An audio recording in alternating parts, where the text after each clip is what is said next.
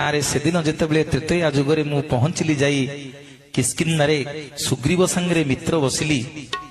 ଲୁଚି ଲୁଚି ଯେତେବେଳେ ବାଳିକୁ ଧନୁତୀର ମାରିଦେଲି, ବାଳି ମରିବାକୁ ପଡିଛି, ବାଳିକି କୋଳରେ ଶୁଆଇଲି। ବାଳି କଣ ଆଜି ମାଗୁଛୁ ମାଗେ, ମୁଁ ତତେ ସବୁ ଦେବିରେ। ବାଳି ସେଇଠି ଦୁଇ ହାତ ଯୋଡି କହିଲା, ଠାକୁରେ କଣ ମାଗିବି, ଆପଣଙ୍କ କୋଳରେ ମରିବି, ତାଠୁ ବଳି ବଡ ଭାଗ୍ୟ ମୋ ପାଇଁ ଆଉ କଣ ଅଛି। ନା ନାଇଁ ରେ ନାଇଁ ବାଳି, ମୁଁ କେବେ କାହାର ଧାରୁଆ ନୁହଁ, କଣ ଆଜି ମାଗୁଛୁ ମାଗେ, ତତେ ସବୁ ଦେବି। ସେଇଠି ବାଳି ଭଗବାନଙ୍କୁ କହିଲା, ପ୍ରଭୁ ମୁଁ ଆପଣଙ୍କର କିଛି ଦୋଷ କରିନଥିଲି, ଆମେ ସୁଗ୍ରୀବର ମୋର ଯୁଦ୍ଧ ଲାଗିଥିଲୁ, ଆପଣ ଆପଣଙ୍କ ସ୍ତ୍ରୀ କି ଉଦ୍ଧାର କରିବେ ବୋଲି ଆପଣଙ୍କ ସ୍ୱାର୍ଥ ପାଇଁ ଆଜି ମତେ ଧନୁତୀର ମାରିଦେଲେ। ଆଉ ମୁଁ କିଛି ଦୋଷ କରିନଥିଲି ମଣିମା। ନା କଣ ମାଗୁଛୁ ମାଗେ। ନା ପ୍ରଭୁ ମୁଁ ମଲା ବେଳେ ଯୋଡିଏ କଥା ମାଗିକିରି ଆପଣଙ୍କୁ ଯିବି। ନା କଣ ମାଗୁଛୁ ମାଗେ।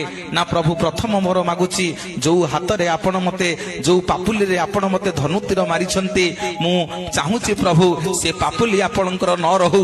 ସେଇଠି ପ୍ରଭୁ ରାମଚନ୍ଦ୍ର କଥା ଦେଲେ, ବାଳି ମୁଁ ଏ ଜନ୍ମରେ ତରୁଣ ସୁଝି ପାରିବିନି ରେ, କାଲି କଳି ଯୁଗରେ ଯେତେବେଳେ ଜଗତର ନାଥ ଜଗନ୍ନାଥ ହୋଇ ଅବତାର ନେବି, ଯୋଉ ପାପୁଲିରେ ତତେ ଭିଡିକିରି ଧନୁତୀର ମାରି ଦେଇଛି, ମୋର ହାତ ଥିବ ରେ, ଆଉ ପାପୁଲି ନଥିବ।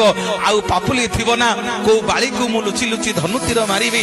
ପୁଣି ବାଳି ଦ୍ୱିତୀୟ ବର ମାଗୁଛି ପ୍ରଭୁଙ୍କୁ, କହିଲା ପ୍ରଭୁ ମୁଁ ହଉଛି କିସ୍କିନ୍ଧା ରାଜ୍ୟର ରାଜା, ମୋରି ପାଣି ପବନରେ ଯେତେ ବୃକ୍ଷଲତା ଜୀବଜନ୍ତୁ ଅଛନ୍ତି ସମସ୍ତେ ବଡ ହେଇଛନ୍ତି, ଆପଣ ମତେ ଧନୁତୀର ମାରିଲେ ମୋ ମନ ଦୁଃଖ ନାହିଁ, କିନ୍ତୁ ଯୋଉ ଗଛ ପଛପଟେ ଛିଡା ହେଇକିରି ଲୁଚି ଲୁଚି ମତେ ଧନୁତୀର ମାରିଦେଲେ, ସେ ବୃକ୍ଷଟା କେଡେ ବେଇମାନ, ତା ରାଜ୍ୟର ରଜାଙ୍କୁ ମାରିବା ପାଇଁ ଆପଣଙ୍କୁ ଲୁଚେଇ ରଖିଥିଲା।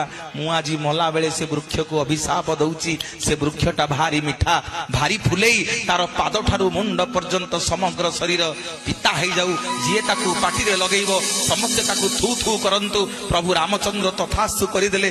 ଯିବାକୁ ବାହାରିଛନ୍ତି, ବୃକ୍ଷଟି ଗୋଡ ତଳେ ପଡିଗଲା। କହିଲା ଠାକୁରେ ଭଲ ଆପଣ, ଆପଣ ଯିବେ ଆପଣଙ୍କ ସ୍ତ୍ରୀ କି ଆଣିବେ, ମତେ ବାଳି ଅଭିଶାପ ଦେଲା, ମୋ କଥା ବୁଝିକିରି ଯାଆନ୍ତୁ।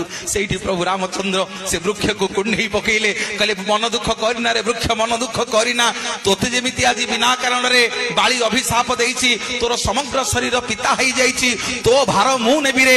କାଲି ଯେତେବେଳେ କଳି ଯୁଗରେ ଜଗନ୍ନାଥ ଅବତାର ନେବି, ସମଗ୍ର ଜଗତ ତତେ ଲିମ୍ବ ଲିମ୍ବ ବୋଲି ଜାଣିବ, ତୋରି ଦେହରେ ମୋ ଶରୀର ତିଆରି ହବ, ସମସ୍ତେ କହିବେ ତତେ ଜୟ ଜଗନ୍ନାଥ, ଜୟ ଜୟ ଜଗନ୍ନାଥ, ଜୟ ଜଗନ୍ନାଥ।